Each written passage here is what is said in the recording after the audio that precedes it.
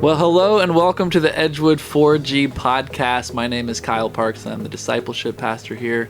We are very excited that you have tuned in with us, whether you're just listening to this podcast or you're watching on YouTube or Facebook. We'd love to get this content of our 4Gs out to everyone that we can so that they can know how we here at Edgewood, we gather, grow, give, and go with the gospel. And so we're super stoked about today. I got Ashton and I have Grace. And we recently got back from our Belize mission trip. It's been a few weeks. So we've had a little time to decompress, think about the trip itself. I think a lot of amazing things happened on that trip. But yeah, I just want to have a conversation with them and talk a little bit more about the trip. And it's very cool because we had a mixture of students and young adults, and adults go on this trip. We're doing work projects and VBS and local outreach, lots of things. But yeah, I just wanted to talk to these students today and learn a little bit more about what this trip meant to them. And so why don't we start with Grace? Ladies first. Is that okay? Yeah, yes. All right, good deal. But first off, Grace, just tell us a little bit about yourself, how old you are, where you go to school, things you're involved with, church and extracurricular activities. Yeah, so I'm Grace Tucker, and I'm 16 years old. I go to Sherrard High School, and I'm not really, at a job right now because of school, okay. But I participate in, band, I participate in theater, and those are, the extracurriculars. But, at church, I help out at cafe. Okay. I am, a student in Edgewood youth group. Okay. And I just like to help out around church whenever I can. Very good. Yeah, and I'm so glad you got to go on the trip. You did an awesome job. You were involved with a lot of different things. You were the type that would just jump right in to different things. So I'm glad that you were able to go. All right, then also we got Ashton, one of our young adults. So Ashton, share a little bit about yourself. Hi guys. I'm 19 years old. I work at Julasco as a day stalker right now, so I'm currently looking into school for graphics and clothing design. Awesome. So, and I know we kind of worked on some clothing for the Mainspring Ministry. Yep. That I'm a part of as well, run by this guy. Yeah. And I help with the cameras from time to time for your live streams. Yes, so, yeah. Very good. And you cannot see him, but Will Kabbalah is back over here. Will, I won't make you say anything, but Will went on the trip as well and did an awesome job, but he's running things today all by himself. So, woo! Kudos to Will. I see that thumbs up, man. So let's talk about the trip that we went to on Belize. We went there July 5th through the 12th, I believe. So we've been back almost over a month. Oh my goodness. Well, yeah just about. And tell a little about what you guys did, what you were involved with. Again, what we did on the trip itself, we did a work project. So there's upstairs of the local church that we were involved with. We tiled it, so we finished that space so they can use that for more classroom space. We put on a VBS for 4 days for over 100 kids. And then we did local outreach where we would go into the neighborhood, invite kids to church. We'd drop kids off, pick them up in the bus. We were involved with a lot of different things. And then we helped out with the church itself. We shared testimonies. We did music. Pastor Ed did some preaching and teaching. We held a youth group service there. So we did a lot of stuff throughout the week. But we also got to do some recreational stuff, got to see some Mayan ruins. We got to go cave tubing and ziplining in the jungle. We saw howler monkeys. Up close and personal. I mean, it was a little scary. They were getting a little close. I thought they were going to jump on him. Yeah. I was like, you guys need to be careful. Don't turn your back on the monkey, but they were. It felt like I was the start to Planet of the Apes almost. Yeah, it was a little scary. And they're just turning around, taking selfies. I'm like, hey, just be careful. Especially at night when you would hear them in the darkness just screaming. I'm just that is no. Terrifying. That's terrifying. That terrified me. And I remember Seth saying to all of us, just grab your stuff and go. Let's get out of here. Get your stuff and get out. Right. So it was an awesome week. So we got to do a lot of ministry, but also got to have some fun and enjoy God's creation down there and see some different things. But Grace, tell us a little about what you were involved with specifically on the trip. What were some of the jobs and things that you were kind of involved with, and what are the things that you took care of? Yeah, so I helped out with the small group. It was, I think, the 8 to 12-year-olds. Okay. And I helped out with Madeline, Tori, and Karma. Okay. And it was very much fun. I also was a part of the skit. I was Jungle Judy. Yes. very Jungle good. Jim's assistant. Uh-huh. And I also was a part of the music dance team. Okay. Very good. And then I saw you jumping in on some other stuff, though. Yeah, so there was a couple of times where supplies were needed up in the upstairs part of the church so that we could do the tiling. Mm-hmm. And so I would always try and help out whenever they asked for it, carrying cement or buckets of sand or putting the sand into the buckets. Did you carry one of those cement bags all on your own? Yeah, What were those, 50 pounds? probably around there. Probably up these steep stairs that were very sketchy, but we got them up there, got the project done, so that was cool. And what about you, Ashton? What things were you involved with on the trip? I was also involved with the dance team. Okay. So we did that. It was actually, I think it was Sheila that asked me if I wanted to be in the frog suit. Yes, the frog suit. How could I forget? That was, I never thought in all my life I would be having to do a frog suit. And I'm just like, when they asked me, I'm just like, all right, like, I'm just like, let's do it. And maybe remind you, this is Belize. It's 90-something degrees. Yeah. We're indoor. There was no AC. Just some fans that aren't really doing anything. Just Yeah. kind of moving the air around a little bit. So in that frog suit, I'm sure it was well over 100 degrees. And so when you take that off, you just be like drenched in sweat. Yeah, I mean, because we had a little like side room that had Yeah. AC units that we would put the suits on. That's where everybody in. would like decompress and like go in and like cool down for a little bit. Yeah, Yeah. because it felt fine in there, but then there's like a little connector, like a little like connected way from that room Yeah, to into the the other one. main part of the church. Uh-huh. And as soon as I walk in there, it felt like a heat wave just Yep. hit me. It felt like a 40-degree difference. Oh, I was just like, Yeah, it probably was. "Hey." It probably was. It was so, I mean, it was hot, and over time that thing got more and more deflated. Yeah. But I didn't mind. Yeah. So it was fun. Yeah, And that was great. I also helped you out with the videography Yep. for it. It's pictures, video, and I've been actually compiling a video for this weekend. So we're actually going to be sharing in the services, all 3 services this weekend. So we'll have a video highlights. We'll have some testimonies shared. We'll go over the whole trip again. And so we'll be doing that at the end of each service. But yeah, you'll get to see some of the stuff that we shot, the video and photography of Ashton as well. And so, yeah, that was really cool. But thank you for suffering for Jesus in the frog suit. The kids loved it. We also had an alligator suit, so I believe Emery was in there. Yeah. But yeah, that was really cool. All right, what about this? Throughout the week, you're there 8-9 days total. Grace, where did you see God work the most, or what were some of those moments that you just kind of remember that, man, I really see God working here? Yeah. So I saw God at work the most on the last day of VBS, on that Thursday.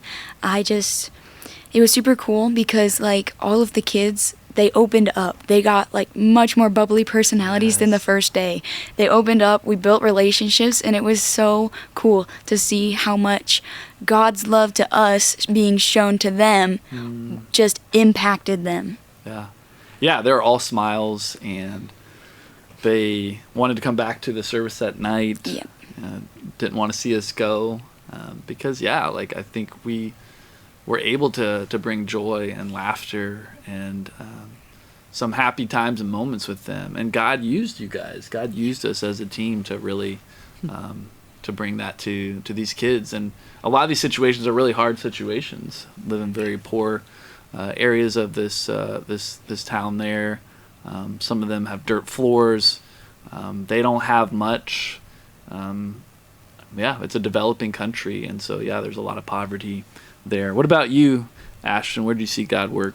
Kind of like Grace said, just in the kids, and just for me, it was just seeing the joy on their faces as the VBS portion of the week went on, and just seeing them just laugh and have fun and play soccer and all this. It was honestly really fun to see them and get to know their personalities and just who they are. And I just loved every part of it. And I feel like also God kind of worked in our own group as well, because because a lot of us are very different. Like there are some of us that are kind of like the more quiet to ourselves type, and just kind of like the silent workers. And there's the people that will basically jump out and be like, "Hey, how's it going?" and stuff. We definitely had some different personalities.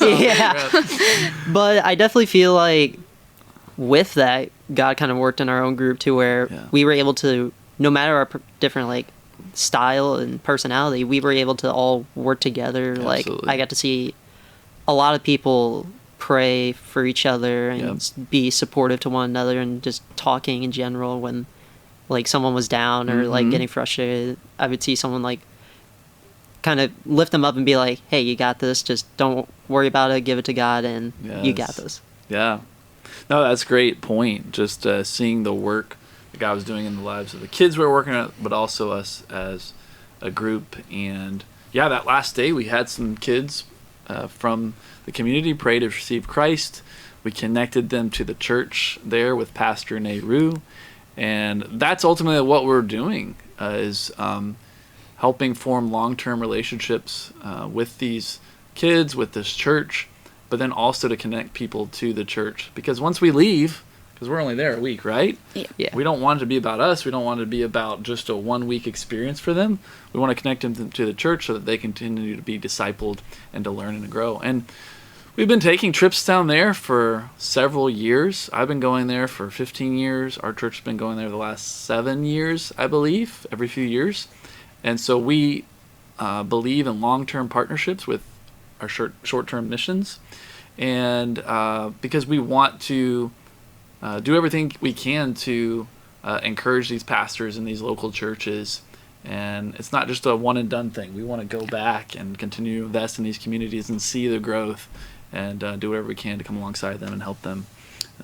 So thanks for sharing those. Anything else cool that happened on the trip? A cool story or something that sticks out in your mind from the trip, Grace? Kind of like what Ashton said earlier, something that just really stuck out to me was that throughout the whole trip, whenever I felt frustrated or homesick, or I just didn't feel very well emotionally or mentally, someone from church would always come in, talk to me, and point me back to God. Oh, they wouldn't make it about me, or they wouldn't let me mope, but they'd be like, "No, you can't do this. You need to look to God. You need to search for answers in the Bible." Wow, that is so good. That's so good. So just like you sharing that, but how you were encouraged to do that by others.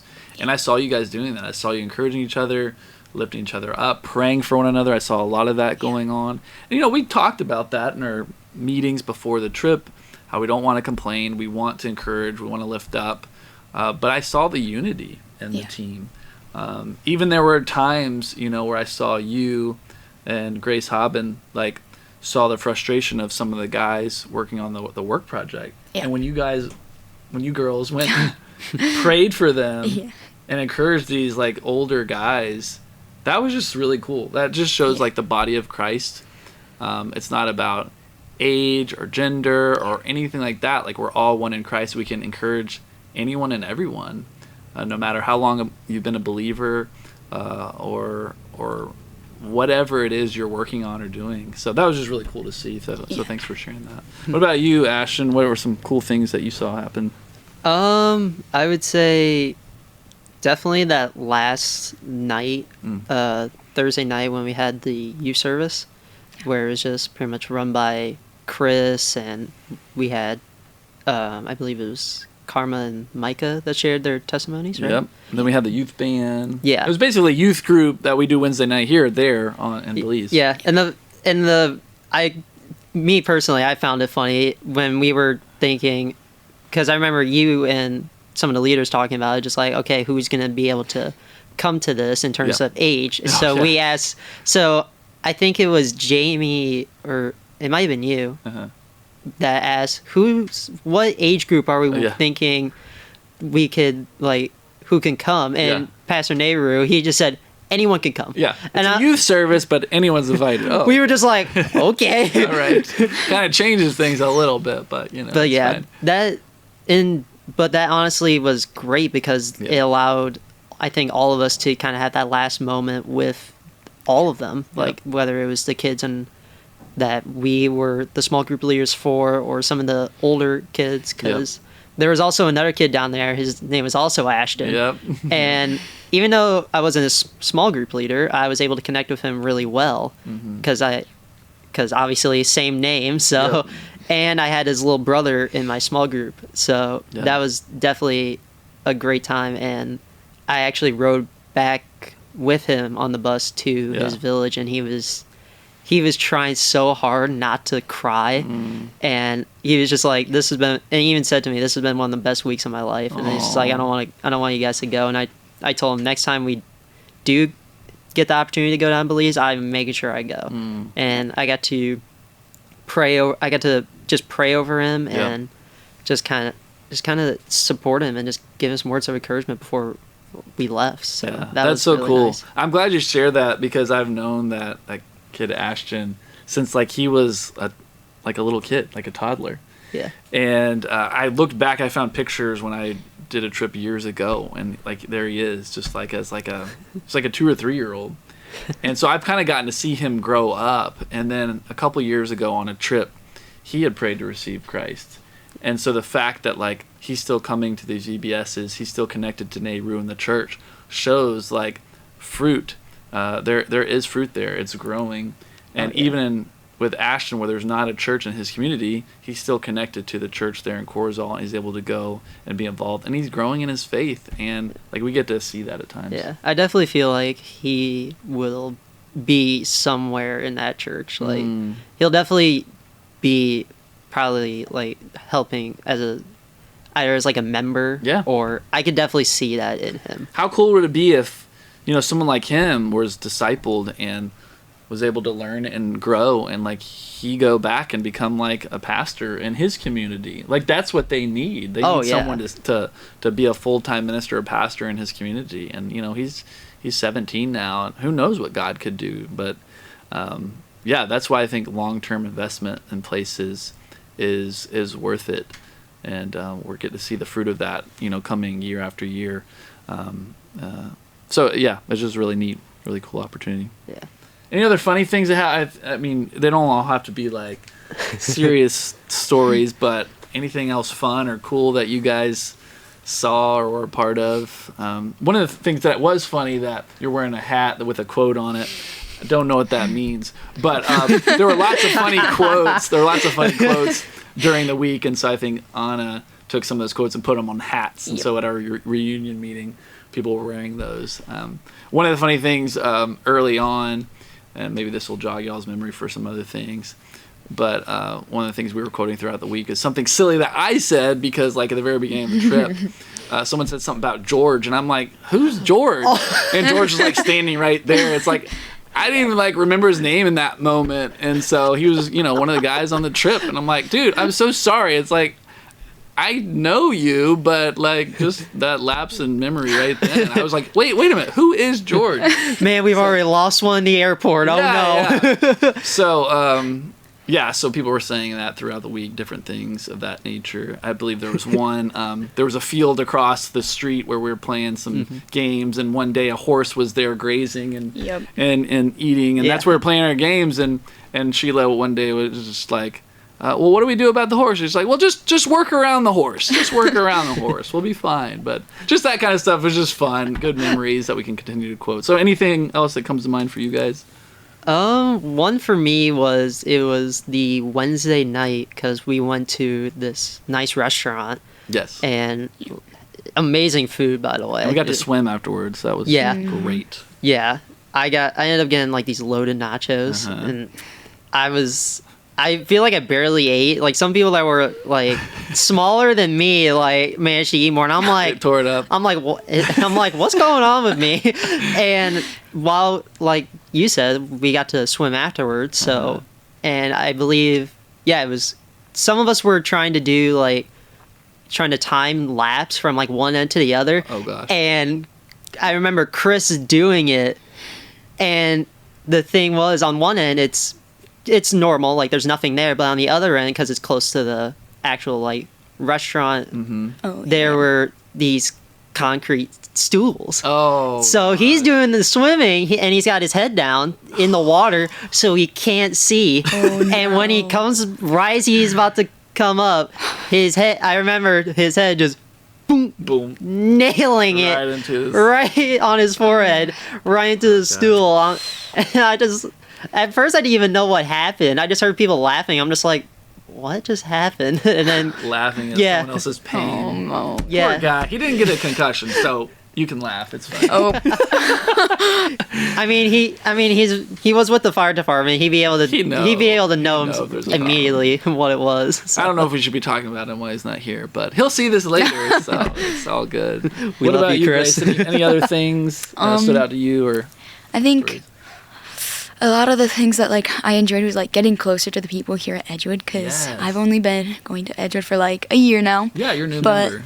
Like I really got closer to a lot of the students, and one of the students that I really got along with was Anna, because like she and I we're goofy, and like we both really like animals and stuff. Okay. And when we were ziplining, she found this giant grasshopper that looked like it had a zebra pattern on it. It was like huge, this big. It was gigantic. I saw that and I was like, okay, this is a thing of like the plagues from the Bible. It looked that scary. It was so huge. And what she did with it was she picked it up and just held it there, and then on the zip line, the entire time we went ziplining, she stuck it into her shirt on her bathing suit and then went ziplining with this grasshopper in her shirt. And I just thought it was the funniest thing ever. And we named him Orville. Orville. So Orville got to fulfill his lifelong dream of ziplining through the jungle. Yes, he did indeed. That is so funny. And then at the end of the zip line, we let him free, and he's living his life in Belize now. Hopefully thriving. Yeah. Okay, one more question. So think about this one. How did this trip help you understand better what God is doing around the world? You know, so this is just one country of 200-something countries in the world. But, you know, most people, you know, they're not able to travel to somewhere else. You know, you guys have grown up here in America, have a certain perspective in our culture and language. But how did this trip help you guys see better what God's doing around the world? Whoever wants to go first. You can go first. All right. We'll give her a sec. For me, it was, I would have to say probably just knowing, it was almost serving as like a reminder for me that although at times it may not seem like it, because we hear so much about other countries and like the bad when it comes to Christianity and stuff like that, but it's for me as a reminder that God is at work in these countries, even though we may not see it. Yeah. And definitely, and another thing, just the importance of, as God says, being in community with each other, because just our kind of like, I'm not really sure the wording for it, just kind of our perspective of like us as living in America and then going over to Belize and getting to know their culture, and that was what I was looking for the whole time, culture. And but you see, like, community in places like that is probably more important than it is even to us. I mean, I think community is important to us, but family, community, like the closeness in those cultures is different than here. Oh yeah, definitely. And I remember it was the Sunday service that they hosted for us, where it was just everybody that would attend the church and then us. I was in a pew with a few other people. I think it was me and George in a row, and then Will was actually behind us.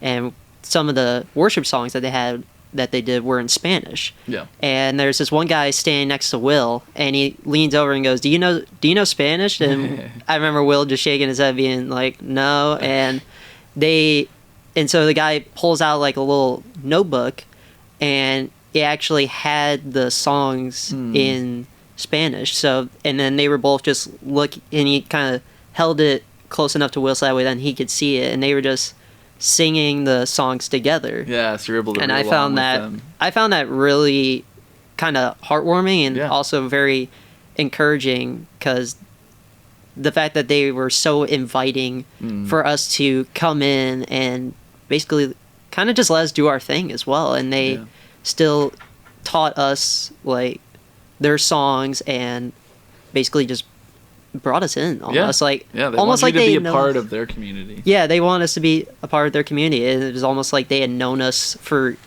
years on end. Yeah, that's what I love about going to other churches and other countries and cultures. You know, they just pull you right in and you feel like family. So what about you, Grace? For me, what I feel like it really helped me understand was like just how much of a difference some people like have it. Like in America, like we have warm water and we have water like everywhere, like drinking water. And for them, they couldn't drink like out of the faucets or anything. Right. They had cold water showers. Yep. And like it just kind of struck me, and it kind of made me feel sad because I wanted to help them, but I didn't know how. Yeah. But it also helped me realize that like the impact of what love can do to the broken. Like I feel like God's love just showed through that whole trip, and like it really made a difference in the people there for the week that we were there. And I really hope that it can last them for a really long time, and that they can keep praying and depending and loving God. Yeah. Oh, that's so good. And yeah, you always want to do more. You know, it's like we're able to help some of them, like with some of their physical needs, or to pray for them on the spot, or whatever that looks like, connecting them to the church. But yeah, after you're like, what else can I do? You know, but yeah, we just continue to pray. And one of the things we did at our reunion meeting, my wife put together a list of all the kids' names that was in each small group, and so that all of our students and young adults, they can go back over that list and just pray for those kids by name when they think about it. And so that's one thing that we can continue to do, just pray for them by name. Check in, you know, some of them are on Facebook, some of them are have email, and so we can see how they're doing and check in that way. But really, we want to connect them back to the church and do what we can there. You know, for me, one of the things that I try to spend a lot of time doing on this trip in particular was just listening to people, hearing their stories, and trying to engage with where they're at in their life. And man, I just started writing down names and kind of some of the aspects of the stories, but every single one of them had some form of loss, heartache, tragedy. Like, we think about the things that are hard here, and they're hard, right? Yeah. We think about like how COVID affected everything here, but in countries like that, in developing countries, like it was way harder. Like more people died, more people lost jobs, more people were affected by those things in those developing countries. And so, you know, I met this one lady named Jovita, and she had heard that we were putting on a VBS, and she came from like an hour away just so some pastors could pray for her sons. She brought one of her sons there. His name was Alexander. And Alexander, you could tell something was wrong with him. And at first I thought he was a little kid, but she said he's 15 years old. But he was very small, short. We sat down with him. He was crying. You could tell something was wrong. She began telling him that he has cancer, like all over his body.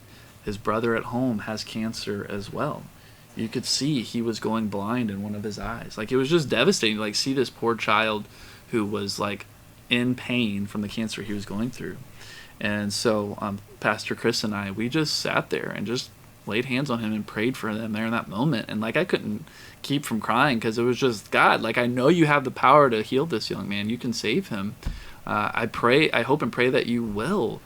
But just seeing like the heartache, the the devastation that people are going through. And so we gave them a little money and sent them on their way. But, just writing those names down, writing aspects of those stories, just so we can continue to pray for them. And that was just one of many that I had. But I think that can hopefully help us to remember to just pray for these kids, pray for these families and everything that they're going through, but just pointing them back to Jesus. He's the only thing that can give them true and lasting hope, and that's what they need. So, yeah. Anything else you guys have? Other thoughts? Kind of go off of what you just said. Yeah. It was actually at the men's Bible study that we went to. Yes. I can't remember the guy's name, but The guy we prayed for? yeah. Yeah, I wrote his name down. Pancho. Pancho? Pancho. Oh, Pancho. Okay. Pancho. I heard it like it so many times, like Pancho and then Pancho. I'm just like, I think Pancho. yeah. But I remember you just hearing. We just kind of went about the Bible study as it was, but you can just tell by looking at him that something was off. He just had this look of just sadness in his eyes, and I believe you were the one that kind of asked him like, "What's going on? Like, what's wrong?" And his daughter had recently died. Yeah, and he had to bury her. I believe it was on his birthday. On his birthday. Yeah, that was just another like, oh my word. Yeah, so, and then after we were done with the study, we all just laid hands on him and prayed for him, and I was even like starting to tear up because I'm just like, I can't imagine the fact that literally a week ago, well, it was pretty much right before we got there in a sense that he had just dealt with all this, and the fact that he came to the Bible study and it was almost like he was just trusting God through that, and he's like, I know this is what I needed, and I think that God used that. He walked away that night just saying, I'm so glad I came. Like, I'm so encouraged by this and you all's prayer for me. But yeah, thanks for sharing that one as well. Yeah, that's good. Anything else? Probably just like final thoughts was like, what I kind of took away from the trip was just that like God's people, we're not separated. Like we're one. Yeah. We're one under God's church. Yep. And I felt like I could really see that on the trip. Yeah, unity among the team, among our brothers and sisters in Christ in Belize. We had a team just get back from Mexico, like all over the world. Whether you speak the same language or a different language, like we're one in Christ. Yeah, that's so good.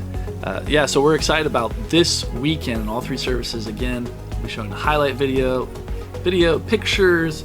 We'll be giving an overview of the trip, and we'll have some different testimonies shared from different students in each of the services.